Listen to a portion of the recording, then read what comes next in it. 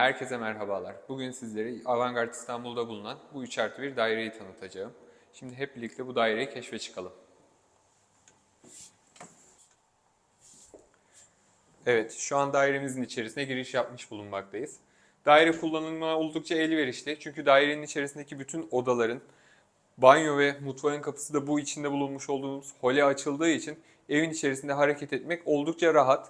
Bunun aynı zamanda en büyük avantajlarından biri de oda başına düşen metrekareye artış sağlıyor esasında. Çok büyük bir ortak alana açılmadığı için bu dairenin giriş kapısı. Buradaki hol ve ayrılacak olan metrekareler hepsi tamamıyla odalara dağılmış vaziyette. Bu sayede çok daha geniş bir alan elde etmiş oluyoruz.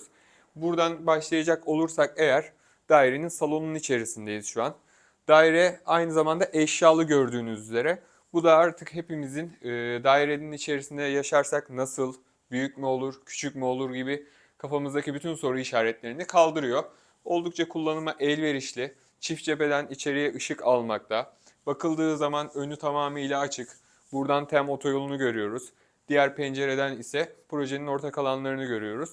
Salon gayet güzel dizayn edilmiş. İçerisinde kullanılan mobilyalar, eşyalar gerçekten dairenin içerisinde çok güzel bir uyum, ahenk katmış. Çok sade, zarif bir mobilya seçimi olmuş esasında. Böylelikle hem dairenin içerisinde yaşarken ferah bir yerde yaşamış oluyoruz, hem de içerideki mobilyalar zaten bütün ihtiyaçlarımızı karşılamış oluyor. Aynı zamanda burada bir adet klimamız mevcut. Hemen hemen odaların tamamında klima var diyebiliriz. Salonda klima var. Ebeveyn banyolu bir yatak odamız var. Oradan içerisinde de klima var. Şimdi hep birlikte hole geri dönelim. Holden çıktığımız esnada hemen salonun yanı başında burada çocuk odası olarak tasarlanmış bir oda mevcut. Burada da yine boydan boya cam ve çift kanatlı açılır pencere mevcut. İçeriye giren ışıkta herhangi bir eksilme veya azalma yok. Bir çocuk veya genç için de yeterli bir alana sahip bu oda. Buraya bir kitaplık yerleştirilmiş. Burada 3 kapılı bir gardırop, yatak. Buraya da ufak da olsa bir çalışma masası yerleştirilebilecek büyüklükte.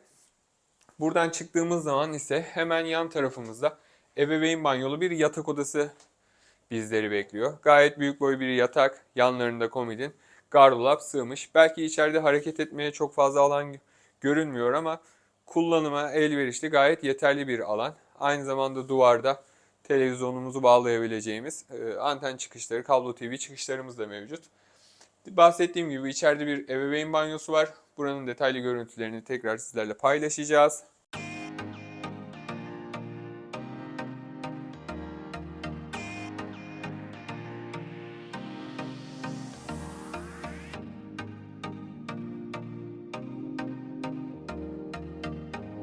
Gerçekten mobilyaların hepsi birbiriyle çok uyumlu olmuş. Daireye ayrı bir hava katmış. Koridordan tekrar ilerleyecek olursak eğer burada kullanılan ana banyo mevcut. Banyonun içerisinde zaten gördüğünüz üzere kurutma ve çamaşır makinesi konumlandırılmış vaziyette.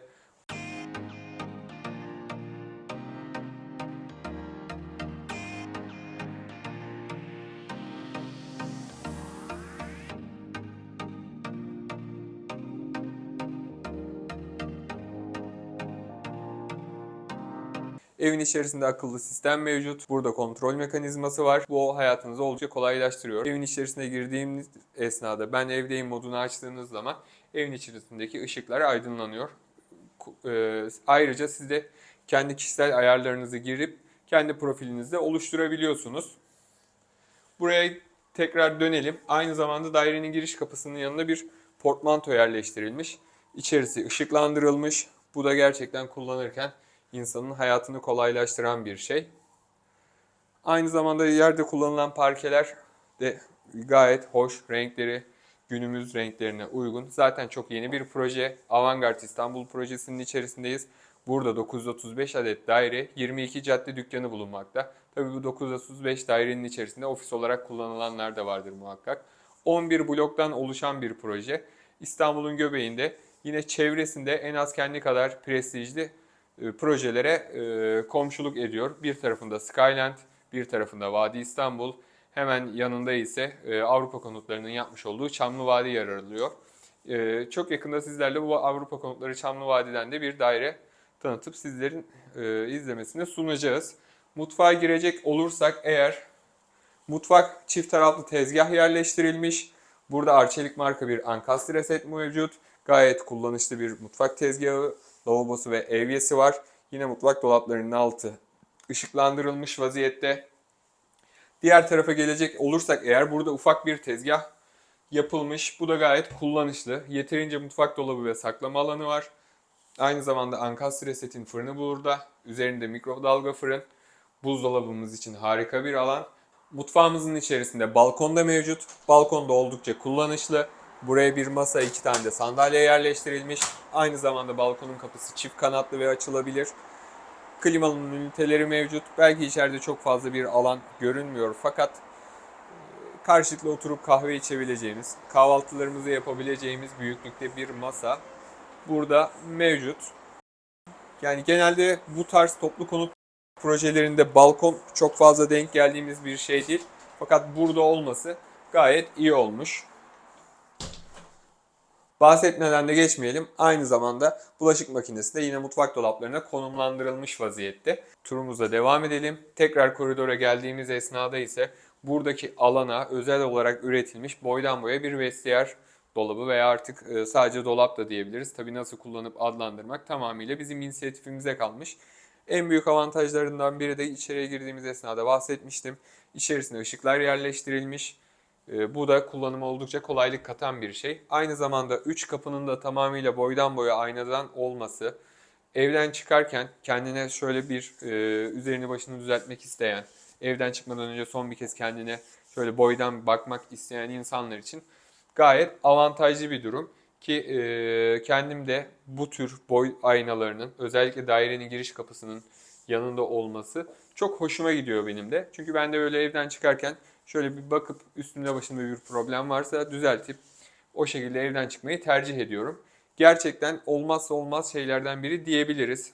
Bu kapının yanındaki tam boy aynalı kapaklara sahip olan dolap. İçerisinde hem fazlaca bir kullanım alanı hem de dediğim gibi kapaklarının aynadan olması gayet hoş ve kullanıma elverişli. Tabii bu buraya özel olarak üretilmiş dediğim gibi. Çok büyük, çok kullanışlı, çok elverişli. Son olarak girdiğimiz bu odada baktığımız zaman burada da yine tek kişilik bir yatak, 3 kapılı bir dolap, aynı zamanda duvarda bir ayna. Buna da artık bir makyaj masası mı diyelim veya çekmeceli bir komodin mi diyelim mevcut. Fakat dairenin genelinde zaten dikkatinizi çekmiştir. Kullanılan mobilyalar gerçekten çok sade, zarif ve şık.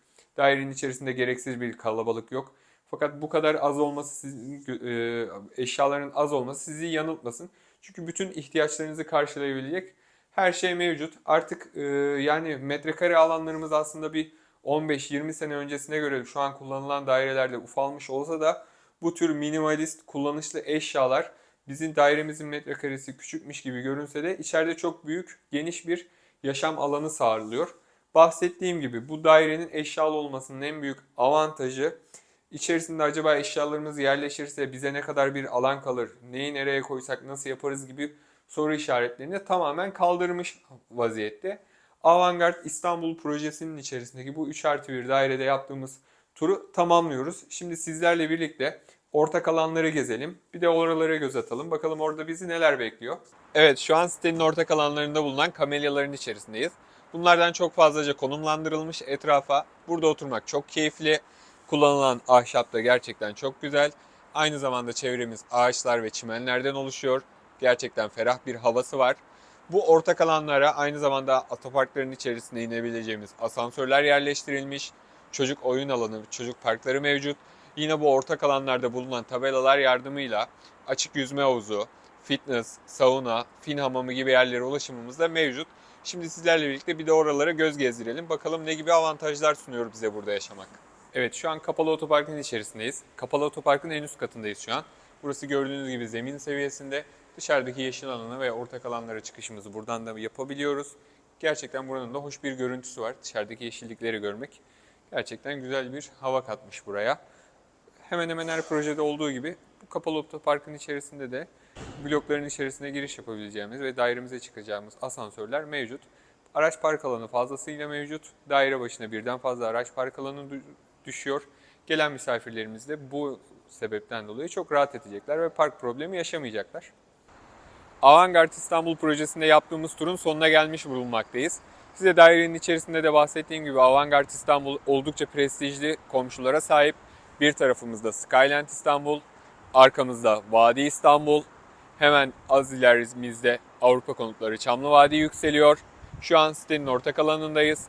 Bahsettiğim gibi çocuk oyunu alanları, oturup vakit geçirebileceğimiz kamelyalar, aynı zamanda kapalı otoparkımız mevcut. Bu açık alanlarda bisiklet park alanları da yer almakta. Sosyal alanları çok fazla deneyimleyip sizlerle paylaşamadık çünkü site sakinleri içeride aktiviteler yaptığı için rahatsız etmemek adına görüntü almadık. Yeni bir daire turunda görüşmek dileğiyle lütfen kanalımızı takip etmeyi ihmal etmeyelim.